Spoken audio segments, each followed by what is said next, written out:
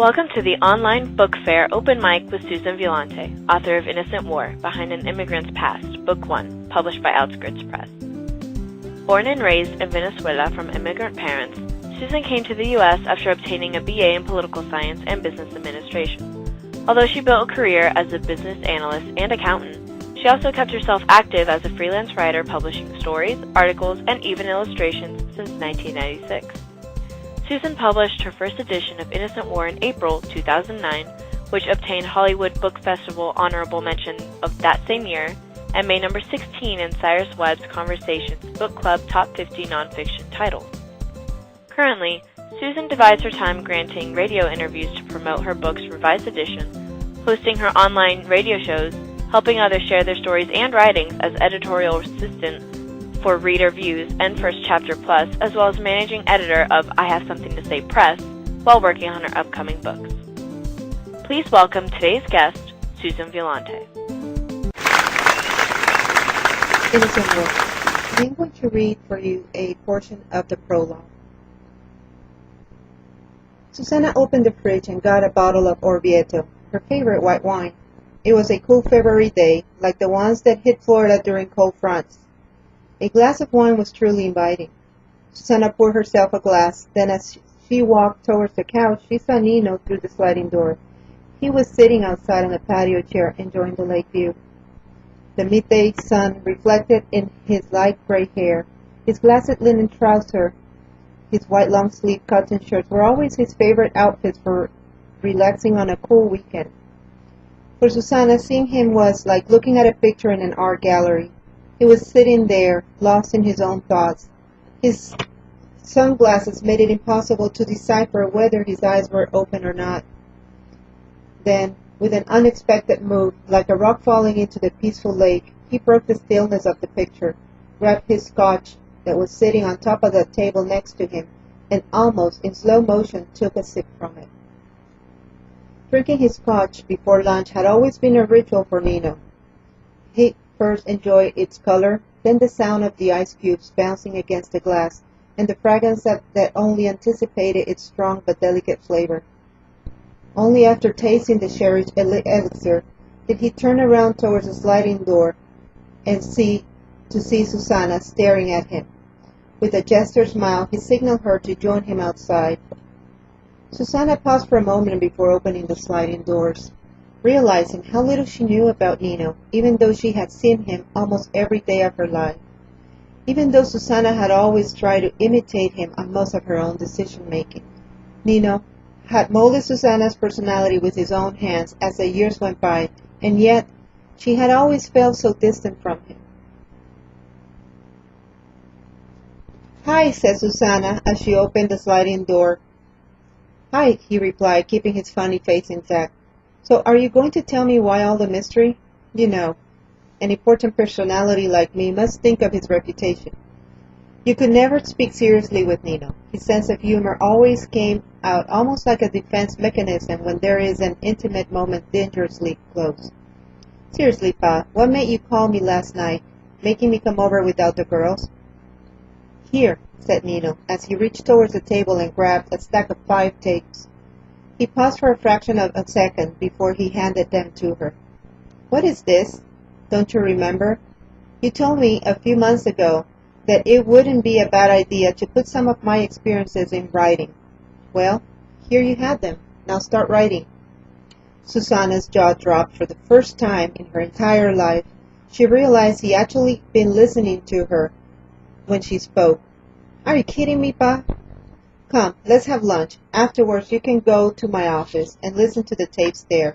I will wait downstairs in case there is anything you don't understand."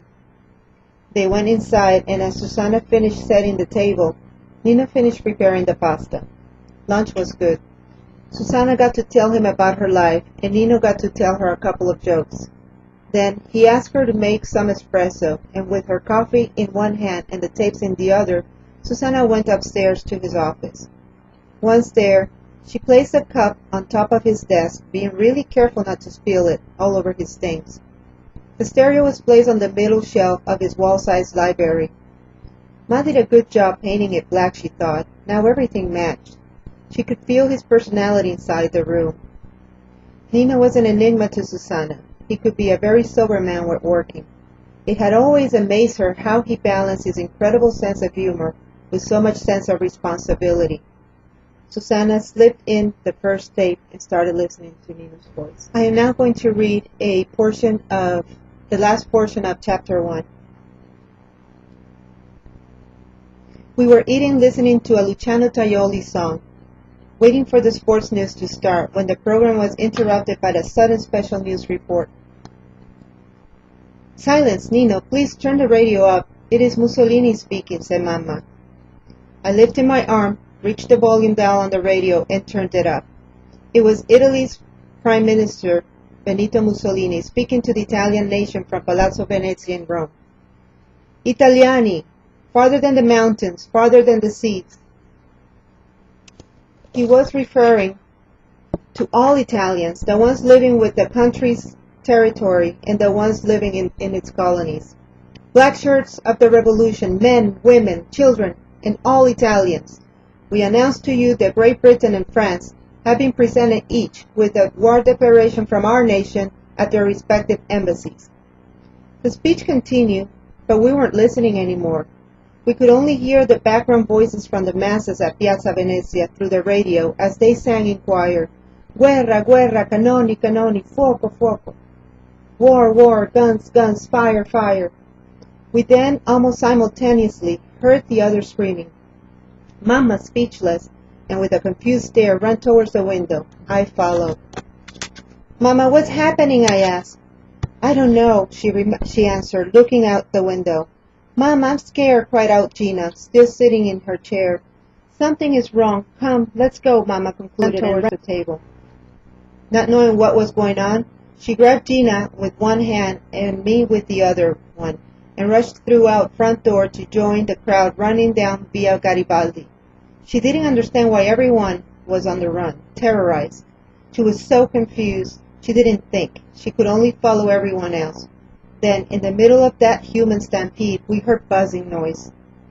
It sounded like planes flying at a very low altitude, followed by the sound of firecrackers. She stopped and turned around. Holy Mother of God, she screamed. The noise came from the airplanes wearing the French colors, and they were coming towards us from the back, shooting. Almost at the same time that Mussolini was announcing the declaration of war, Tripoli was being attacked by France from their base in Tunis. Mama, screamed Gina while I stood hypnotized staring at the planes. Mama instinctively pushed us down onto the side of the road and launched herself over us, trying to shield us from the bullets.